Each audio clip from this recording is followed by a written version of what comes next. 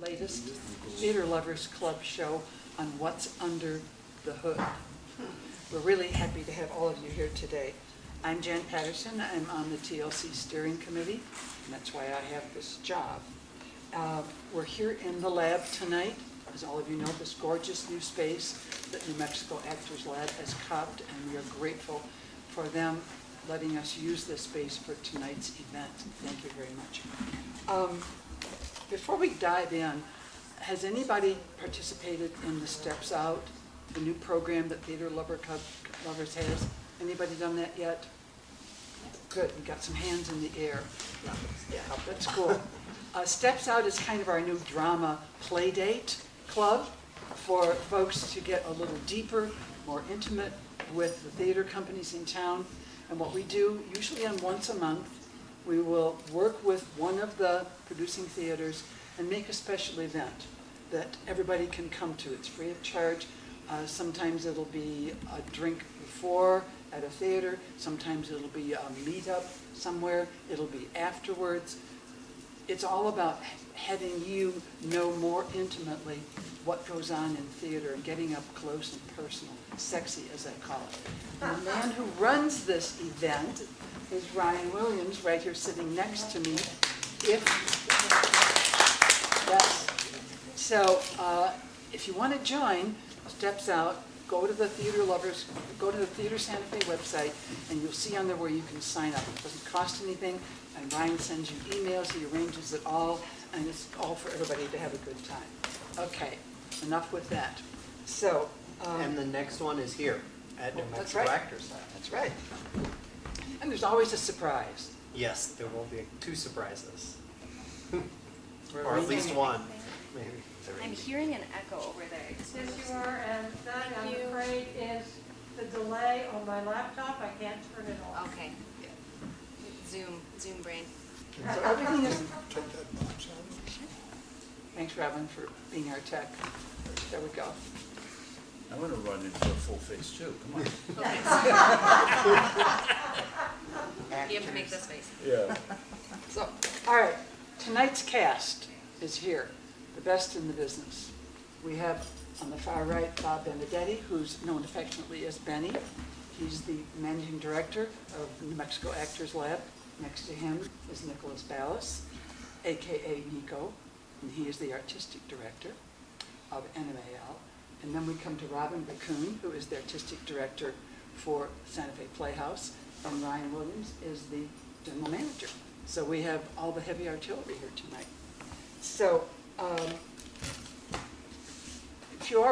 you probably already know that these guys are all actors, and they have stepped into what I call the heavy lifters role of being artistic directors and running the companies. But in their own right, they're all excellent actors. And so this is what is most of the fun about this, is being with you guys up close and personal. What we want to do tonight is create a dialogue. We're going to have each of the companies present their season for 2022 for a few minutes, and then we're going to dive right into questions and the fun part. So let's start with Playhouse. Robin, you want to go and start? Tell us what's going to go on at the Playhouse. Well, Jan told me to make it sexy, so. Recording in progress. Oh. Even Zoom was alerted. Yeah. Okay. So we've already opened our season. We closed The Effect by Lucy Preble just 2 weekends ago, I believe, and we are beginning tech for our next show, Edward Albee's A Delicate Balance, which will open on the 18th of April. The 23rd.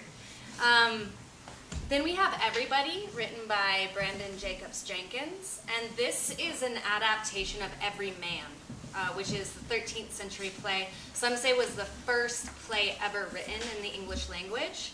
So Brandon Jacobs Jenkins rewrote this into a modern adaptation, and every night the cast is picked by lottery. So we have just cast this show, and they start rehearsal. They have a really long rehearsal process because there's going to be movement, there's dance, there's singing, and of course, every actor will learn every role. It's very ambitious. Then we have the beloved Santa Fe Fiesta melodrama, which will happen in August and September. And this will travel around to different venues like we did last year. And in September, we'll open the Mountaintop by Katori Hall. I just picked the director yesterday. Her name is Zuhara. She's an incredible director out of Philadelphia. I was just so moved by her interview. She actually met Martin Luther King Jr. The Mountaintop, for those of you who don't know, is about Martin Luther King Jr.'s last night on Earth. So it takes place in the Lorraine Hotel. And I don't want to tell you too much, but it's magical realism. And Katori Hall, I think, is she's just an incredible writer. So, even though it's magical realism, it's really based in this classical acting text. It's a two-hander, all about relationships, but also exploring what it means to be, a monolith in the world. And then we'll close our season with the musical, A Year with Frog and Toad. And this is also, it was written as a theater for young audience show. So we'll be bringing in schools, hopefully taking it to elementary schools around Santa Fe, really trying to engage the audience. So I don't know if you're familiar with TYA, but TYA is doing some really incredible things for the youth. It's theater that was written by adults, for adults to perform, but it's for young adults. So this play deals with what it means to be an introvert and an extrovert. It's the changing of the seasons. It deals with, ecological issues. It deals with the body changing shape along with the seasons. And it's all told through these just really lovable and diverse cast of animals. So I'm really excited about that. We also have a couple of special series. We are doing a year-long collaboration with SWAYA. We call this installation SWAYA Performances, and it's curated by myself and Goyo Perez, who books the artists for the SWAYA Indian market. But what he found was that it seemed a little unfair both to the performing artists and to the community of Santa Fe to only have 1 month out of the year where you can see indigenous performing artists. So every other month, we host a new Native American performing artist. Sometimes it's a rock band, sometimes it's a classical flautist. Next month it's going to be a trio of singers. In November, for Native American Heritage Month, we're bringing in Two Worlds. They are a Native American performing arts company from Albuquerque, and they've created a play called the Spider Woman series. And it was written by 4 Native American women, all from different pueblos, who've come together and woven stories of their matriarchy through the use of silks. So actually, it's almost like a mix between a circus performance and a theater performance. And we're actually going to hold space for them for a full 2 weeks in November. There's 2 more things.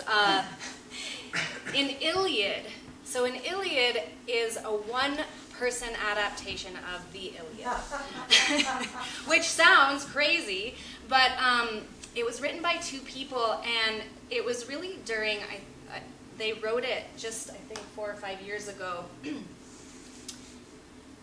with the intention of bringing awareness back to the fact that we still have war in our lives, and that it is an age we've had it since humanity. It's a modern adaptation because one person embodies all the characters, and it's told through the perspective of a bard. So this is not going to be done at the Playhouse. This is going to be done at a curated handful of bars and restaurants around Santa Fe where you'll buy a ticket, and it's, the bard comes he's a drunk. I mean, he drinks to forget. He drinks to forget the war. And I actually, this is a presentation. So I went to North Carolina and saw this piece. It's performed by a Cirque du Soleil performer. And what they've done with it is just absolutely incredible. I mean, he really takes you on the journey and kind of flips back and forth between poetry and prose. And just in such a simple and elegant way. It's very sexy. It sounds heavy, but it's funny and it's intense, and it's absolutely meant to be done outside of the 4 walls of a theater. So we'll be doing that. Definitely check that out. We're running that in October through November, so before the Two Worlds piece. And then the last thing to tell you about is the Skeletal series. So the Skeletal series is going to be a series of three women shows, which will take place over 3 different weekends. And then in between, we'll do staged readings of new plays, including plays by local playwrights. So some of you have been sending me emails asking about Benchwarmers. We haven't done away with it. You know, this is a super ambitious season. But it's great. I think that we have to take risks, you know, and theater is continuing to evolve. It's continuing to grow, right?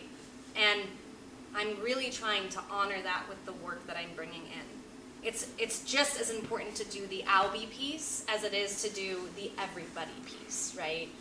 And playwrights are now writing plays that kind of exist outside of even my realm of understanding. I'll read a play and I'll go, how the hell do I produce this, right? And so really my job as an artistic director, I don't have to have all the answers, but I have to find the people who have the answers. I have to find the people who have the idea, right? So it's really about tuning into the pulse of what the community wants and what the community needs. And I am just one person. I did pick this season with some help from friends, you know, who would send me plays. And for next year, as I'm already choosing next year, absolutely, like, send me plays. If you are a playwright in this room, send your play. I'm not saying it's going to be produced, but let us do a reading during the Skeletal series. Let's have actors read your plays, right? So I still am very much a supporter of Benchwarmers and what that is, but I hope to have it grow into a festival. And so the Skeletal series is really my first attempt at creating a festival and mixing already produced shows with new shows, if that makes sense. I know I went a little bit different places there. So that's our season. Changing shape is the theme that I chose. I did not choose this phrase until after I chose the plays. And then Jordan Camp, who did all of our graphic designs, so you can see out in the lobby, I brought some postcards. We read the plays together. We reread them, and we tried to find a through line. And what we found was that every play is different in style, it's different in form, and it's about how we as humans need to continue to evolve and change. I mean, every single play is about that. Some of, you know, the Albie piece, like, it talks about how we sometimes live in fear and what fear can do to us if we don't speak about it within a familial setting. And Albie is just so brilliant, right, at how he does that. I'm actually really excited about the Albie piece, probably because the set is built and all the designers are here. It's very much in my mind. That's our season. So I don't know how long I just talked, Awesome. or if I have more time, or Awesome. if I should hand it I over have to say, yeah. it sounds like you're having all the fun, but I know how much work has gone into it. I mean, I don't, but I do. So congratulations. It Yeah. sounds amazing. Thanks, Jen. And I love this, like, what's under the hood. I know I took up some space talking about the season, but what I'm really excited to talk about is how a season is picked and how to produce a show, you know, and the fact that we at the Playhouse are really trying to live our values, even down to the work we choose, the people we hire, how we're engaging our volunteers. And thank you all for being here. That people had gotten burned over and over again, and theater going as a habit had atrophied in Santa Fe. People were not thinking about going to theater when we started. And that has changed. And it's going to get better and better in the future. But people are going to have to step up and expect to pay the freight that it's going to cost for us all to fulfill our hopes and dreams. I think that's a point well taken, and thank you for that little scolding, Benny. I appreciate that. You know, I spend most of my money at the Lensic and at the box office, so. I want to mention to the Zoom crowd here tonight, if you have a question, we're not going to go live. Would you just put your questions into the chat, and we have somebody off stage who's going to field those questions, and of course, anybody here in the audience. I have dozens. I would just sit here and ask my own questions. That's not fair. But let's go to the other side and hear from the general manager. What does it take? You've got the artistic, you've got this marvelous artistic phenomenon, this energy, and then you come in with your own energy. Tell us about your job. Tell us what your responsibilities are. When I think of a community theater, I'm from rural Oklahoma, and I grew up doing community theater where we all worked for free, everybody was volunteers, and you were ready to pitch in to do every job. Maybe you were bringing friends, relatives, neighbors in to sew costumes. You got anybody you could involved in putting on this production, and it felt like a community production. People had their hearts in it. People who usually wouldn't see theater sometimes would come out and see a show. So here working at the Santa Fe Playhouse, it does have that feeling again of a true community theater. We're starting to become more in community with our neighbors, with local business partners. I put you beyond community. Yeah, Yes. I also need to say beyond that. Yeah. That term kind of. Well, when I think of that, I'm including all of New Mexico. Does that make sense in some way? So when I say community, even if you're from out of state and you're coming in, the idea is that you come in this space wherever you're from, right? Maybe you're traveling from abroad and you come in and you feel part of a family, you feel part of a community, you're having this experience of sitting in a theater, seeing something magical created, and hopefully you leave and you've got that feeling like, wow, I just sat down at the table with friends, or you know that feeling you have when you're in theater, either you're excited or you're sitting there afterwards like someone just hit you in the chest. So what's your job? How do you make all that joy happen? Oh. Go ahead. Well, Well, I think that Ryan creates that vibe at the theater. Yeah. Ryan runs the front of the house. Ryan is the one who you see when you come in the theater, you know, and Dina, like our volunteers, they welcome you. You are welcome to come. But I will say that we pay every single person at the theater, unless you are a volunteer, and we love you and adore you for volunteering. But yeah, sorry to jump in there. That's okay. well, we operate on a very different model. I think, you know, that the community theater model is very valuable, and you're doing it very well. But I grew up in the League of Resident Theater world in the 50s and 60s, directing at places like the Guthrie and so on, and where I did Everyman, by the way. And that was the model that I had in mind when I started New Mexico Actors Lab. And we also pay everybody. We have now 8 staff members that work throughout the season, and we pay all the actors by the role, favored nations.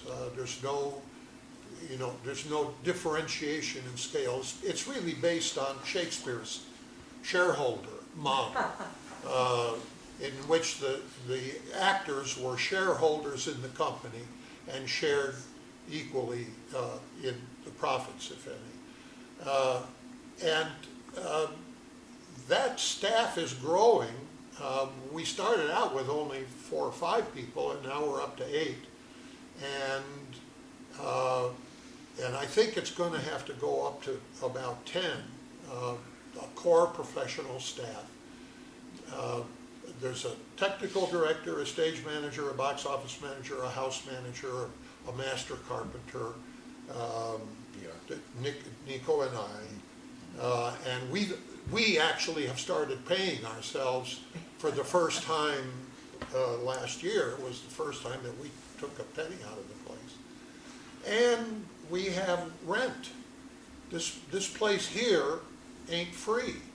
The Playhouse has the wonderful largesse of owning its building.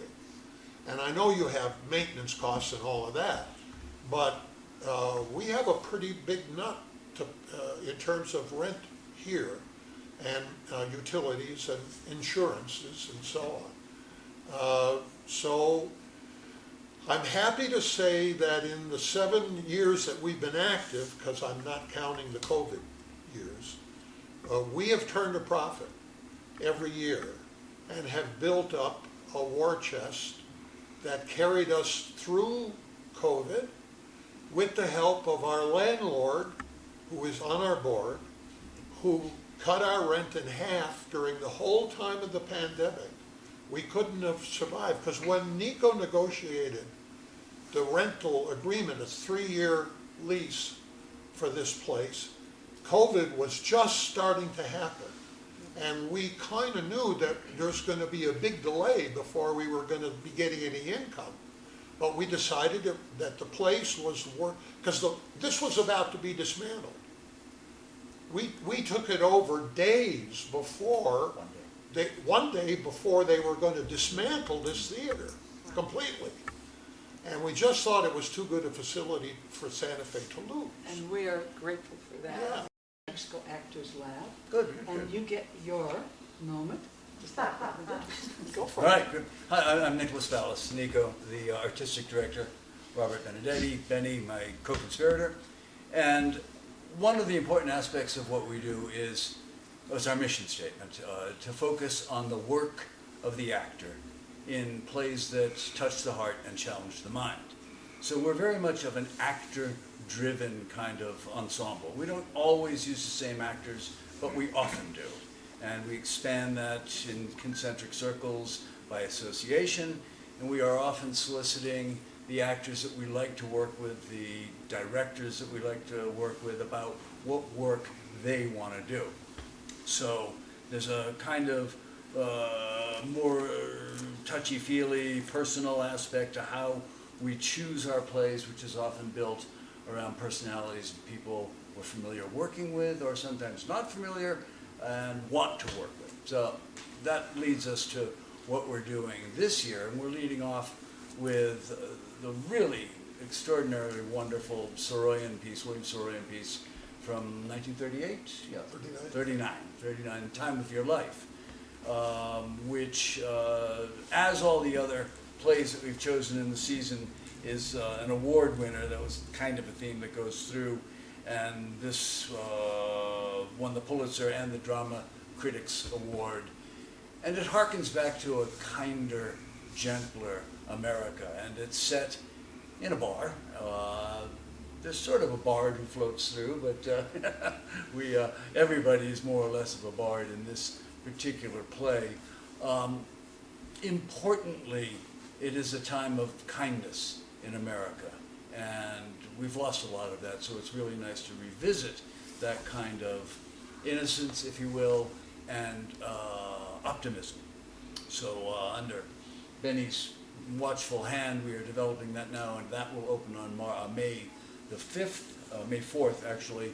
This year we're doing Wednesdays and Thursdays of the very first week, and we're doing 2 nights of preview and then going into our 3-week runs. So that is how we get to the 4th rather than the 5th. Following, we have a 2-month hiatus while a couple of other companies come in. Triumph Productions and ISC will both be in residence here at the lab. And then we move into our mini 3-show season in the fall, opening with Yasmina Reza's God of Carnage. And we've done another Reza play early on, Art, which was greatly successful. We had a tremendous amount of fun doing that, was that 4 years ago, 5 years ago? Yeah. Yeah, right. And yeah, her work is just exquisite and funny. And funny. Yeah. And it's Despite the title. Yeah, God of Carnage. And it's a lot about bullying, and underneath the theme of bullying runs through this, and basically centers around 2 couples who get together to try to work out why one of their sons bashed the other son in the face and caused the loss of some teeth, et cetera, well, you kind of understand where bullies come from when you see this play. The apples don't fall very far from the trees, so to speak. It's very funny. It's just an hysterical play. Then that follows up with The Children. Lucy Kirkwood, an Australian playwright, wrote this wonderful play about a nuclear accident in a seaside community, and how the only people who could possibly solve the puzzles of the chaos that was going on inside the plant are 3 members of the original design and construction team, who are all scientists, who are long retired at this point and who basically volunteer to go back into this highly toxic plant in order to save the plant, hopefully for the children. Courage and wit, and there's a little love triangle that floats through it, of course, because it's sexy. It's supposed to be sexy. And some terrific Santa Fe actors involved in that as well. I think we have Leslie Harold here. Dillon. is here, and the other 2, it's 3 character play. Brent Black and Lynn Goodwin are the other actors. Yeah. And that's October 5th through the 23rd. And I'm directing them. And he's directing that one as well. And finally, we close with The Seafarer, the Conor McPherson, great Irish storytelling at its finest, and a fair amount of whiskey consumed at the same time. I think those go together, actually. I don't know whether your bard drinks as much as the characters in the McPherson play, but I'm suspecting he probably does. And that will be in November 9th. That opens, and we're introducing a new director to our fold at that point, Alex Hurt, who comes out of a showbiz family. He's got a lot of extraordinary credentials, both in New York and Los Angeles and Portland or Seattle. And he'll be coming in to direct the ensemble, which has Jeff Pomeroy and myself, and who else do we have in it? Rod Harrison, yes, Rod, Alexander Lane, and Jack O'Donnell. So you can see a number of these people also are in Time of Your Life. Yeah. We get to work with the same people over and over, and there's a familiarity that hopefully breeds excellence and more fun in the process. And we did kick off our season rather spontaneously with an extremely successful pop-up poetry event a month ago for Ukraine benefit. And we targeted raising $4,000 with a handful of actors, local actors, reading contemporary Ukrainian poetry and prose, and we ended up raising $5,000, a full $1,000 beyond our $4,000 target, and sent that off to Ukrainian aid agencies. So, and love letters, yes. Lest we forget our love letters benefit for Valentine's Day, that period, with Michael Gross, former student of Benny's, as am I, and Meredith Baxter, who has worked with Michael, done the show dozens of times to date. So that is, in a nutshell, our program, and we likewise are agonizing over next year already. Wow! So we're trying to figure what's out there and what needs to be said and what will need to be said in 2023, which that can go a lot of different ways. The world is changing very quickly right now. So, Robin, you talked about a through line. Is there always a through line in your season, and how do you get to that through line? Well, as Robin admitted, we tend to, and as Nico said, we tend to pick plays for particular people. When I met Tone Forrest and Suzanne Lederer, I thought, I got to do Driving Miss Daisy with these people. So, unlike most theaters, we tend to start with the actor and then find the material. So we don't usually actually have a theme, as Robin said, in mind beforehand. It's more a matter of assembling the shows that make sense programmatically, and then kind of looking at them and seeing, now, is there a thread? the purpose of which is a hook for sales purposes. I mean, there is no aesthetic reason to have a theme to a season. That's a fiction.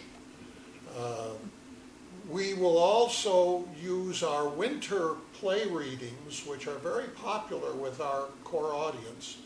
Once a month in the winter, we do a staged reading, and we use these readings actually to test material that we're considering. And I would say about half of the shows that we've done readings of have ended up in the main season, and another half have been ruled out. There was a Sam Shepard play that we were real eager to do after the success of Ages of the Moon. But we did a reading of it, and everybody said, "Oh, it's terrible." And there's a Lanford Wilson play that's set in a mission in Santa Fe that I've been wanting to do called Angels Fall. And we did a reading of that and decided that Lanford Wilson didn't know enough about Santa Fe as he should have. So that went. So we have that aspect of what we do as well. Cool. Theater's definitely heating up in Santa Fe. I went on the April calendar for Theater Santa Fe, and 3 out of the 5 Saturdays had at least 3, if not 4, offerings. Great. That's awesome. But, okay, you guys, how do you stand out from that crowd? Go ahead. Well, I was actually just going to offer that. I think that the theater companies should gather. I think the heads of the theater companies, as much as we are here now, should gather and talk about when we want to do things. I think that we all have our own style, we all have our own aesthetic and our own mission, and we will be producing shows inevitably around the same time. But I think it would be nice to kind of listen to each other and say, okay, well, maybe let's not stack our opening nights. Maybe let's not have 3 opening nights in the same weekend. Or, I don't know, I think that we can support each other more in that way. Santa Fe is a small community. You know, we have more tourists than actors, you know. Well, that makes sense, because there are some companies, like Ironweed is coming back, those of you who know, and they have a show in mid-May, one weekend. Mid-April. Mid-May. May, oh, it's May. Yeah. It's May, in mid-May. And so they're coming in with 4 performances, but only on one weekend. They don't have the value, the Right. benefit of that second one. So there's a lot, I'm deliriously happy because I can go 4 nights in a row if I really want to. Yeah. Well, there's a problem embedded in what you say. It's very, very difficult in Santa Fe to get the word out. This is very much a word-of-mouth town. The available advertising mechanisms are so expensive that they're way beyond the means of theaters of our size. So if you don't run, this is through bitter experience, if you don't run 3 weekends, that's how long it takes for the word to get out. You'll have very small houses on the first weekend. You'll have a few more people on the second weekend if the show is good, and then you'll be turning people away on the final weekend. But if you don't give the word of mouth time to travel, we did a survey of our audience asking them how they found out about what we do. Pasatiempo was far and away the main print medium for that. Santa Fe Reporter was half of that, and then nothing. But 2.5 times more than Pasatiempo was word of mouth. So it is difficult. When I arrived in Santa Fe 12 years ago, the theaters were at each other's throats. It was a toxic environment. I went to a meeting of a group that, I forget what they called themselves, but it was a group that attempted to do what Theater Santa Fe is doing now, But I was there for about 15 minutes and 2 members of the group attacked me. And I mean, literally vicious name-calling attacks. And I was brand new to town. So I walked out on that, never went back. So I was very happy to see Theater Santa Fe create a much more cooperative environment. We borrow props. Unfortunately, that's not as easy as it used to be, but we borrow props and costumes and so on. We could do an infinitely better job of coordinating our calendars. Yes. And I've been campaigning for that for years now, and I hope eventually it'll happen.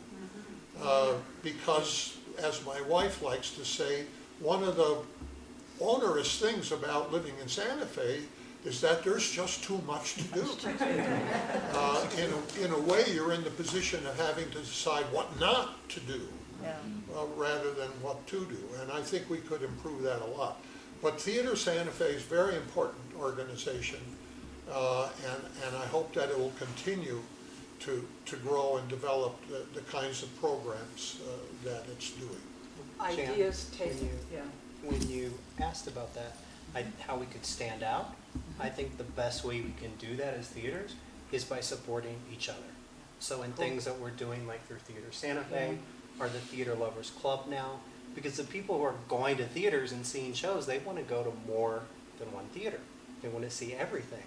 So if we plan these nights like we're doing through Theater Lovers Club, visiting several different theaters, going to see it. I know if Theater Santa Fe, you're listening, I would love to be able to buy, we've seen something from Talia that there's 3 or 4 performances going on this weekend.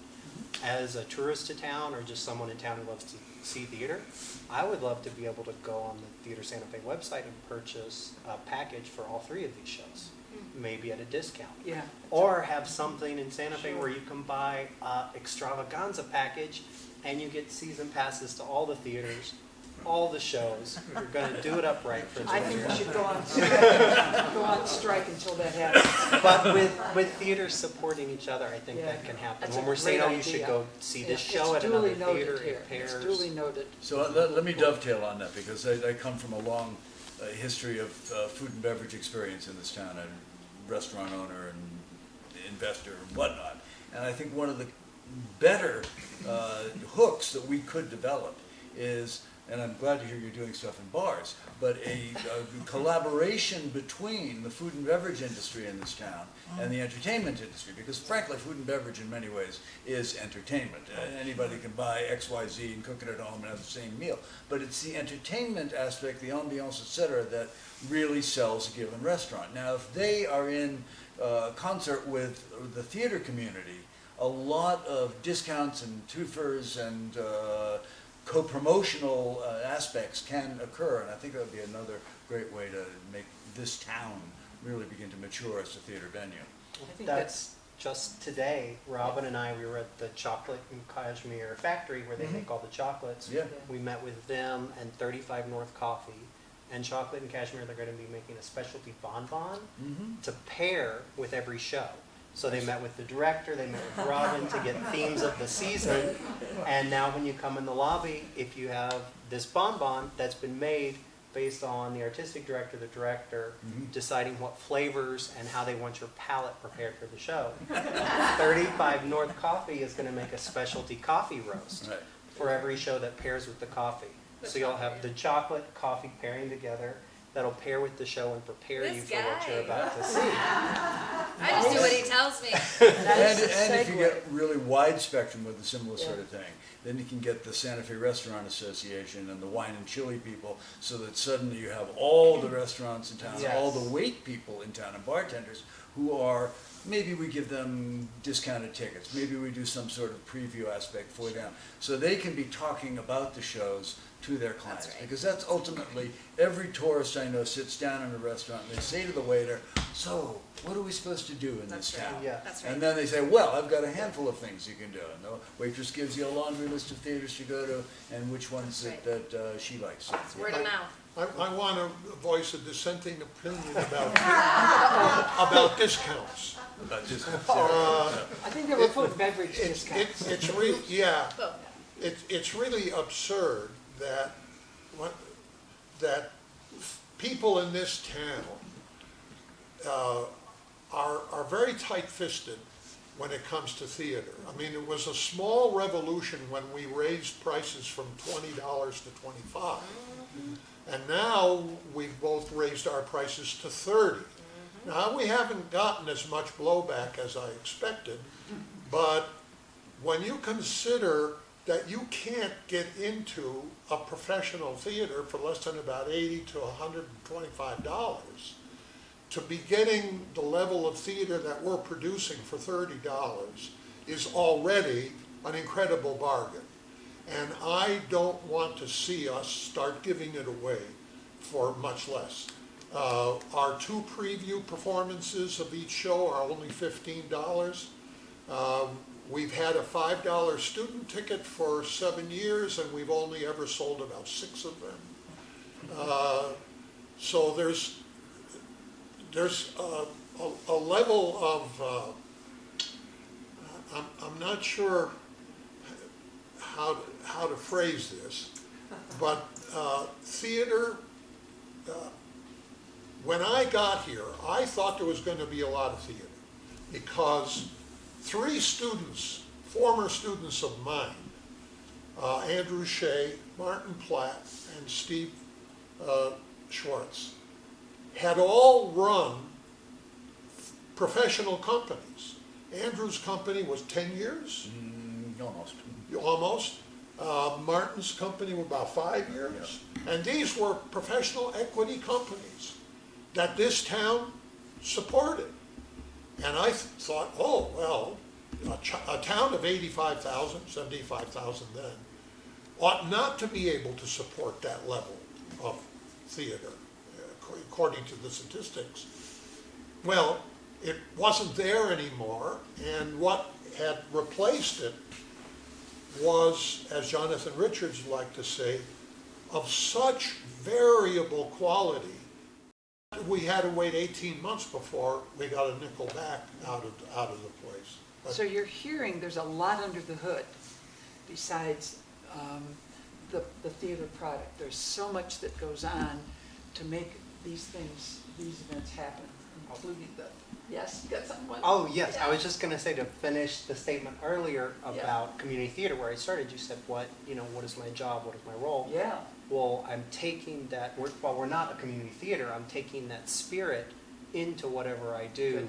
that we're ready, and I think you'll see that in Yeah. every single staff member, that if something spills on the ground, who's ever around, we're vacuuming. We're preparing the front of the house. We're ready to do, That's even great. though we have set structured roles that we do, everybody there is willing to jump in and say, hey, you know what, this needs to be done right now. Yeah. And that's, I feel, in community with the staff. Great. The energy of keeping it together. Ryan mentioned in passing the tourist audience that mostly is here for either the markets, which is why I think the tie-in with Swaya is a great idea, or for the opera. This morning I got an email from the woman who sells the advertising in the opera program. The cheapest half page is $5,000. And the ads go up from there to $12,000, $17,000, $18,000,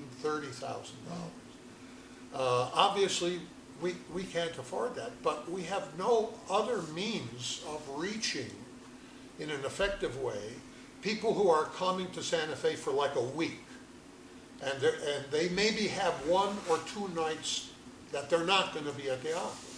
How do we let them know that theater is a viable choice for them on those off nights? I don't know of any other way that we could burrow our way into that tourist audience. Maybe we That's have what I was some alluding to answers. with the wait people who are taking care of those people when they're going in, because they all go out to eat. Everybody goes to the opera, goes out to eat, Yeah. and they all want I hear information. some collaboration coming Yeah. on. Are there any questions coming in on Zoom or in the audience? Let's go to our question lady. We have some from Zoom. The question is, what kind of skills are hardest to hire? Lighting, sales, props? What do you find that is hardest to hire for your theater? All of the above. The question is, what skills are the hardest to hire? It's a great question. Stage management. Yes. Punto basta. Yeah. They're one of the most important people, in my opinion, in producing a show. Absolutely. Stage management.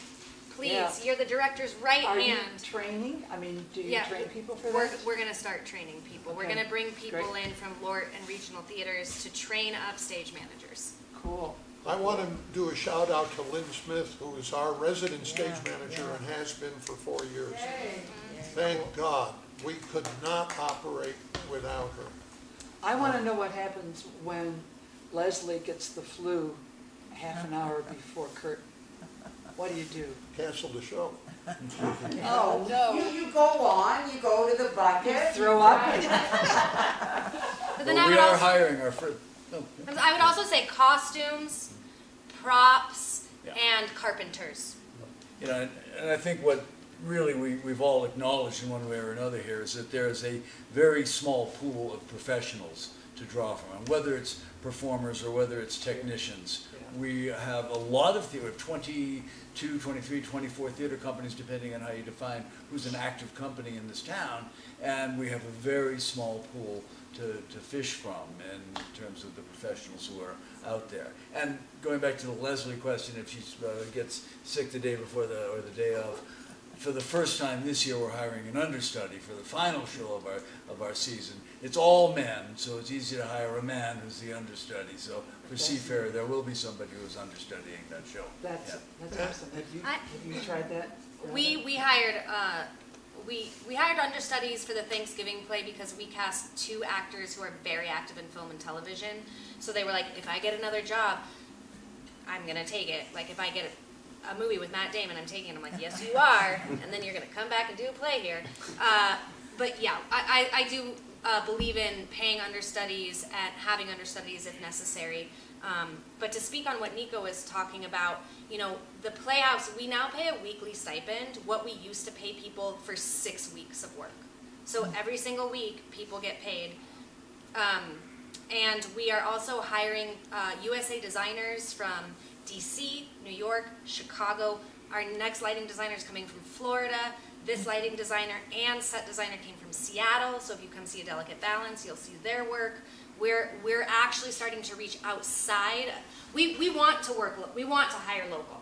Like James Johnson, who did the effect, is local. He's incredible. But Max Doolittle, who did the lighting, was from DC. So we're really starting to, you know, and next year we're going to bring in these people and they're going to all teach workshops. Great. Because we have got to start educating local artists to design shows. Yeah. And I want to shout out to Skip Rappaport, Yes. who's our resident lighting designer and has designed every show that we've done for 7 years, 16 of them. Also a former student of mine. And 14 of the shows that I directed with Skip, I have never given him a note. Not once. That's an ensemble. Wow. Explain There what should that be- is, You should add something to that list of what's most difficult. If you really want to help theater in Santa Fe, give us storage. Storage. Because for we don't have actors. storage for our costumes, for our props, for our furniture. We throw so many things away. Things come, you know, there's a shuttle bus from Restore and Savers to the theaters and back again because none of us can afford adequate storage. And that's a terribly inefficient way to run a business. And rehearsal space. You all used to have rehearsal space in this office park. and you We don't had to anymore. let it go during COVID. Yeah. I would also offer again that the theater companies come together and that Theater Santa Fe head up. Let's get a community costume storage. That Yeah, way, that would be- everyone can have access to the costumes, and you're not calling me every time you want a costume. Because I will happily give it to you if I have the bandwidth for that. And it's also impossible to get into our costume storage because it's stacked 5 racks high.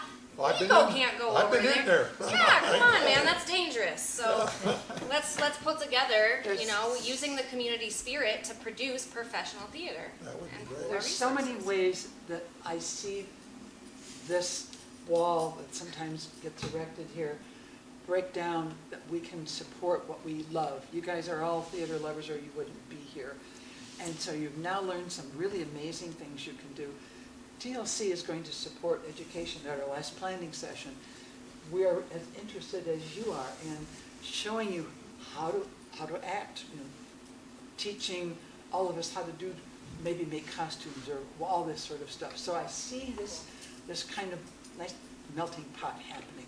It's really exciting. Is there a question from the audience? Is there a hand? Yeah, I got one. Yes, sir. Trying to work up a piece for quite a long time. Speak up real loud, please. Trying to work up a piece for a long time, one act. And you need people to shape it, right? Hear the dialogue, try to shape it. It was hell trying to find 8 actors. I could not do it. Because I couldn't pay, for one thing. If you're working up a piece, you can't go shelling out bucks to an actor trying to figure out if it's going to work.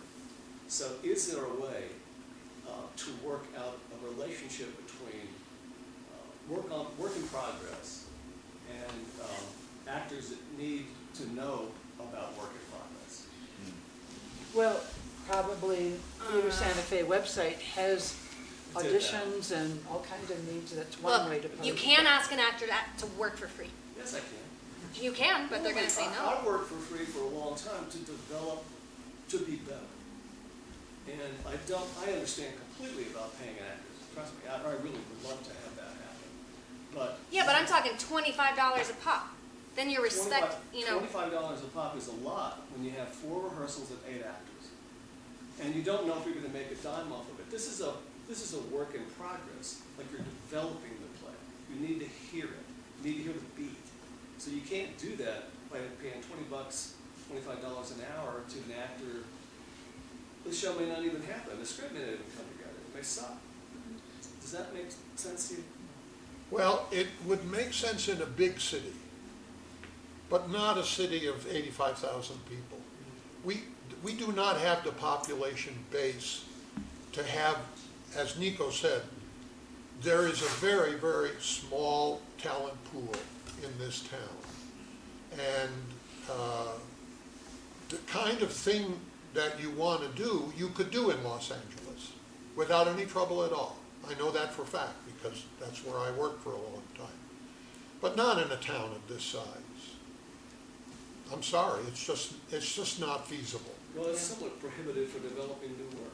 I would also say the first person you need, and please, is a dramaturg. Is it what? A dramaturg. That's one person who can help you shape your work. And that person is hireable? That person is hireable. And that person is trained to shape and develop with a playwright work. Actors aren't trained to do that. Actors are trained to speak your words, to bring it to life, and then you can make decisions. I mean, Yeah, I think you're on the right track there. And there is an idealistic hope, I think, that there would be actors out there who would be willing to, I've got time this weekend, maybe I'll be able to do that for you. Frankly, it doesn't happen. It is too small, as Benny points out. And there's so many demands on the few actors, the few good, very good actors that we have in this town. Most of them don't have the spare time, the bandwidth, if you will, to be able to commit to a project that they don't know is going to go anywhere. I wish it did, but We've also suffered from the closure of the Santa Fe University of Art and Design. yeah, that would have been a great That was a resource. tremendous feeder for all the theaters of talent, of actors, of stage managers, designers. That was a big loss to the theater community that we had depended on for years. And because you could do the kind of thing that you want to do in an academic environment without any trouble whatsoever. So it is kind of sad. and it's not impossible that you could do it in Albuquerque. Yeah, UNM. Reach out to UNM and elsewhere, and there's a large pool, much larger pool of actors there. We have another question, another yeah. hand up over here. Yes, Yeah, Jen? another question from online. They're grateful that so many theaters are paying staff and actors. What do you have volunteers do in your theater? The question is, what do you have volunteers do in your theaters?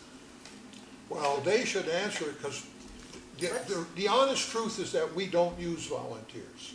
That's the truth. Well, I'm going to say, Dina, who was a volunteer on the effect, what did we ask you to do? I was ready to do whatever was needed. And basically, I set up the concessions, sold concessions before the play and at intermission, helped anything Ryan needed to do with ticketing, and I think as a volunteer, you go in and look for what has to be done and be ready to do whatever needs to be done. Yeah. I think that if you want to volunteer, you tell us what your skill set is, and you tell us your availability, and we're going to find something for you to do. You can organize things, you can clean bathrooms, you can paint, you can tear ticket stubs, you can go to the hotels and pass out postcards. If you want to learn a skill, come work with our, set designers. Come work with our TD. Come to my acting class. Lot to do. We have probably time for one more question. Is there a hand raised? Anything on Zoom? Let me double check. No, we've got chatty people on Zoom. This is great. You mentioned front of the house. What does front of the house consist of?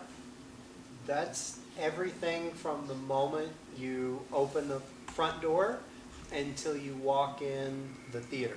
So, What is that? and so that is greeting people, and this is what we need volunteers for too, greeting people when they arrive, so that every person you have some sort of connection with.